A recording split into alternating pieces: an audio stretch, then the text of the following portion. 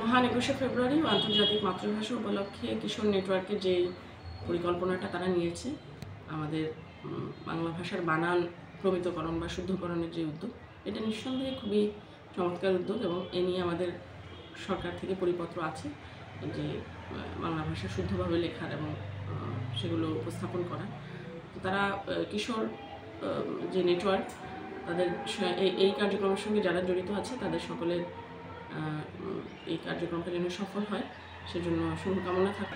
আজকে মহান ২১শে ফেব্রুয়ারি উপলক্ষে ভাষা শহীদদের স্মরণে আমরা একটা ব্যতিক্রমে একটা উদ্যোগ নিয়েছি। সেটা হচ্ছে যে শুদ্ধ বাংলার যে চর্চা সেটা নিশ্চিত করার লক্ষ্যে আমরা বিভিন্ন প্রতিষ্ঠানে যে সকল নাম ফলক, ব্যানার, পোস্টার আছে সেগুলোতে ভুল বানানগুলো আমরা ধরিয়ে দিয়েছি তাদেরকে, এবং তারা যাতে এগুলো সংশোধন করে এবং নতুন ব্যানার কিংবা নাম ফলক তৈরি করার উদ্যোগ গ্রহণ করে এবং আমাদের ভাষার যে মর্যাদা সেটা যাতে অক্ষুণ্ণ থাকে সেজন্য আমরা তাদেরকে বুঝিয়েছি এবং তারা আমাদেরকে খুব ইতিবাচকভাবে এই দিকটা গ্রহণ করেছে এবং তারা আশ্বস্ত করছে যে এটা তারা খুব শীঘ্রই তারা করবে। যে বাংলা ইংলিশ মিলিয়ে তাদের সাইনবোর্ডে অনেক ভুল আছে, সেগুলো তাদের ভুলগুলো ধরিয়ে দিছে এবং তারা আমাদেরকে আশ্বস্ত করছে যে তারা এই সাইনবোর্ডগুলো ঠিক করে নেবে।